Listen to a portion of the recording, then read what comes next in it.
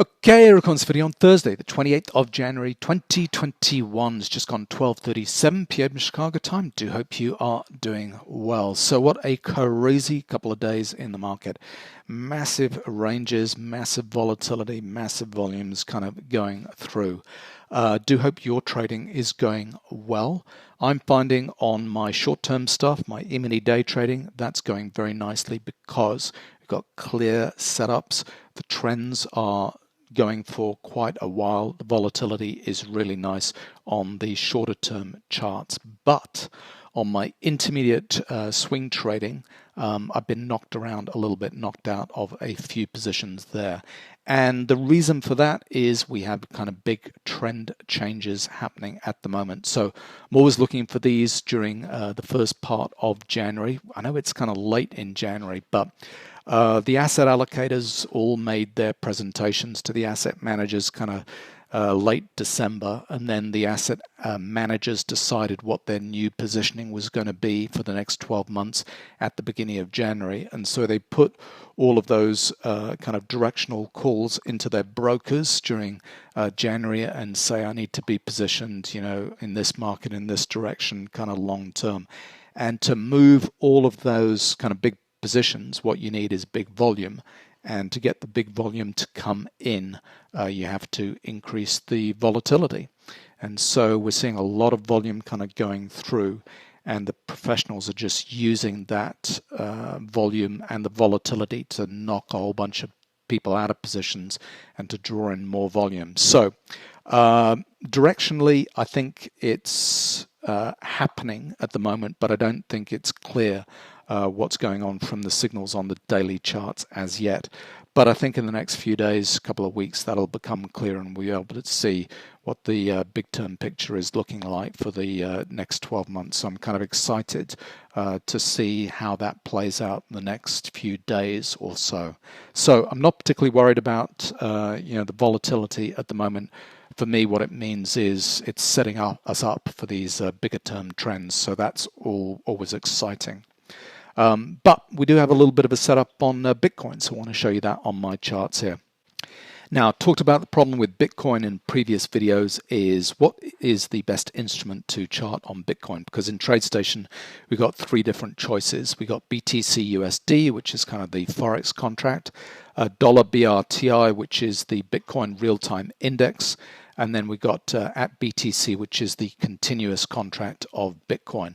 I don't find any of these is ideal on its own, so I look at them side by side, and we've got price and volume charts for each of those three instruments kind of side by side here to be able to look at the big picture. You can see that the high was marked above 42,000 on Bitcoin with a whole bunch of blue professional bars kind of up here on these two charts, and an exhaustion pattern on the futures contract, which is good. But we're in a long-term uptrend because we've broken above resistances on all three time frames on the price bar chart. So I'm just going to show you that.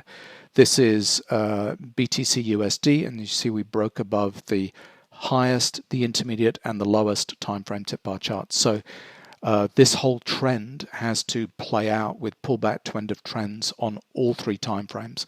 And on this chart, we've had the first pullback signal come in yesterday. It's a pullback support because on the lowest time frame, we've got cyclical crosses happening. The fast line is crossed above the slow line, and therefore we're looking for price confirmation there. And we got that with yesterday's activity and a support level printed there on that chart.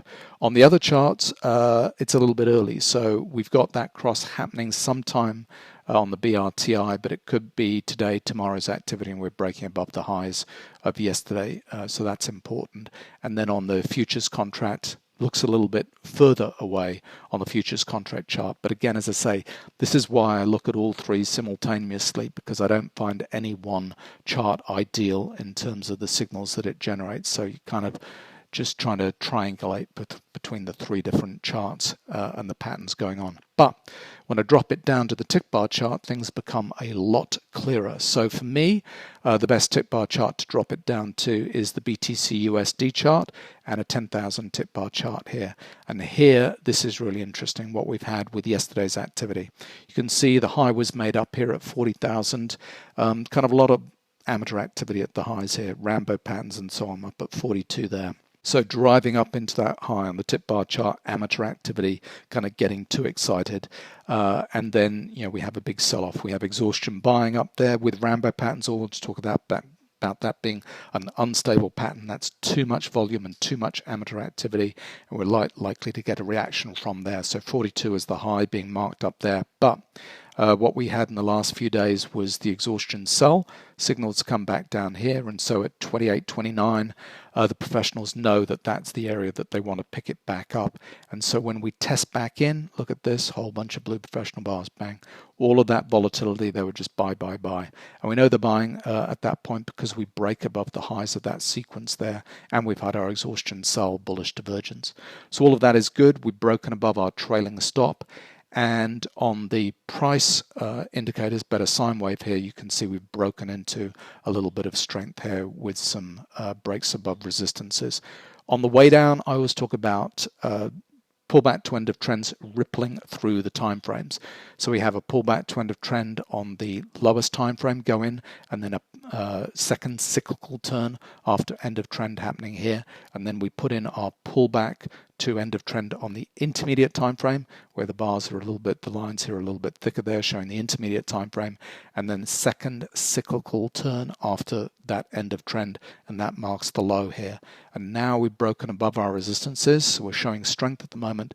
What I like about this is the supports on the low and the intermediate time frame are identical at the moment. So when we have breaks of support or resistance where the intermediate and the low support and resistances are very close together, what you tend to see is strong moves because there's nothing to stop us on the way up. We've broken above our resistances. The next resistance that's going to happen is going to be a pullback to end of trend on that lowest time frame. So there's nothing on the intermediate time frame to stop us because we've broken above resistance on that time frame as well. So that for a reversal trade is looking good for Bitcoin. Let's see where it takes us. We should be testing back up to the 42,000 and beyond. And like I said, on these daily charts, we've got to put in those pullback to end of trend signals on the daily chart, and then on the intermediate time frame on the daily chart, and so on. So this is super early days, but that as a setup is looking good. So I'll be looking at that over the next few days to see how it travels. Anyway, so yep, big volatility, big ranges, big volume going on at the moment, but things will become clearer in the next few days, and directionally we'll be able to take some longer term positions, and I'm looking forward to that.